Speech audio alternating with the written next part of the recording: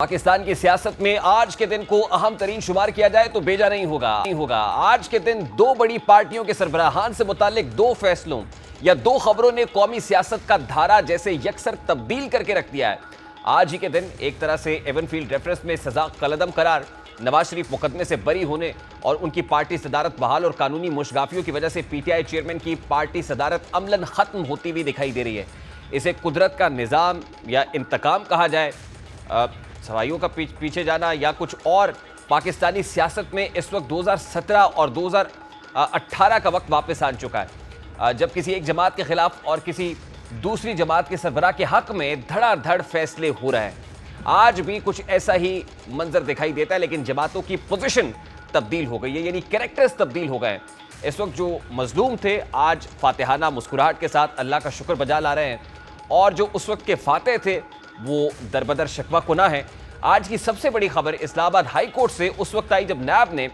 Flagship reference में नवाज शरीफ की बरियत के खिलाफ अपील वापस ले ली। अदालत ने अपील वापस लेने की बुनियाद पर खारिज कर दी और बाद में तवील दलाइल के बाद इस्लामाबाद हाई कोर्ट ने एवनफील्ड रेफरेंस में नवाज शरीफ की सजा के खिलाफ अपील मंजूर करते हुए एहतसाब अदालत की दी गई सजा कलअदम करार दे दी और उन्हें मुकदमे से बरी कर दिया है। अदालत से बाइज्जत बरी किए जाने पर नवाज शरीफ ने अल्लाह का शुक्र अदा किया और बताया कि उन्होंने अल अजीजिया रेफरेंस भी अल्लाह पर छोड़ा हुआ है। मुस्लिम लीग नून यकीनन आज अदालती फैसले पर निहाल हो रही है और पार्टी कैंप्स में इस वक्त शादियाने बजाए जा रहे हैं, लेकिन मुल्क एक बड़ी पार्टी के यहाँ अब कुछ गमगीन सा माहौल दिखाई देता है और उनके यहाँ उदासी इस वजह से है कि पार्टी चेयरमैन को कानूनी मसाइल की बहस कि पार्टी चेयरमैनशिप से अलहदगी इख्तियार करना पड़ेगी या नहीं होंगे, ये बहस इस वक्त चल रही है। इस पार्टी से जिसकी बुनियाद उन्होंने तरह तनहा रखी और मुसलसल मेहनत से इसे मुल्क की सबसे बड़ी पार्टीज़ में शामिल कराया। आज बैरिस्टर सेनेटर अली जफ़र ने चेयरमैन तहरीक इंसाफ के फैसले को से कौम को आगाह करते हुए बताया कि हम हफ्ते के रोज़ इंट्रा पार्टी लेंगे। Chairman PTI Imran Khan intra party elections नहीं लड़ रहे, ताहम इमरान खान ने इंट्रा पार्टी इलेक्शंस कराने की मंजूरी दे दी है और जो नाम चेयरमैन पीटीआई ने बताया है वो नाम बैरिस्टर गौहर अली खान का है। ये वो फैसला था जिसके बारे में कल से कयासराइयाँ, अफवाहों और अफवाहें ज़ाती लड़ाई झगड़े में तब्दील होती दिखाई दे रही थी। चेयरमैन पीटीआई जब से लामुतनाही तौर पर जेल में चले गए हैं तब से पाकिस्तान तहरीक इंसाफ एक कंफ्यूज पार्टी की शक्ल इख्तियार कर चुकी है।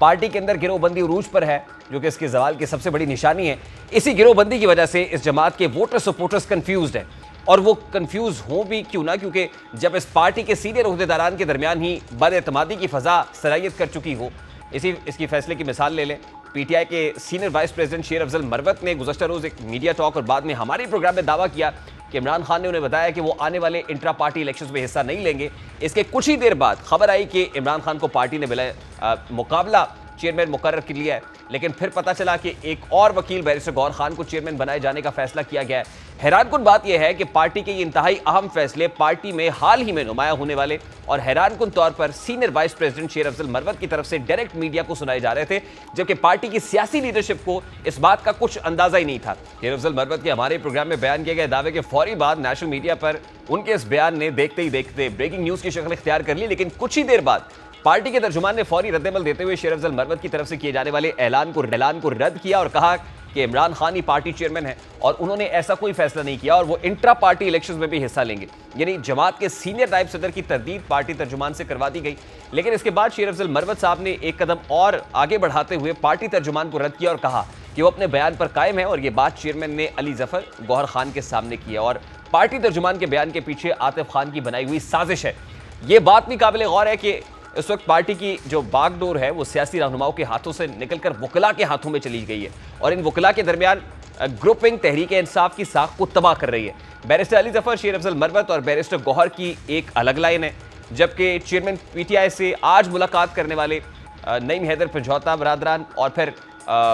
नईम हैदर पंजौता हो या इंतजार पंजौता हो और फिर लतीफ़ खोसा हो, उन्होंने एक अलग लाइन ले रखी है। आज भी अली जफर की प्रेस कॉन्फ्रेंस से कबल लतीफ़ खोसा और इंतजार पंजौता ने इमरान खान की चेयरमैनशिप से दस्तबरदारी रद्द की और बताया कि ऐसा कोई फैसला नहीं हुआ। परेशानकुन बात यह है कि पार्टी की पुरानी सियासी लीडरशिप इस सारे मामले में बेबस, लाताल्लुक और साइड लाइन लग रही है, जबकि पार्टी के अहम फैसले चंद वकला कर रहे हैं।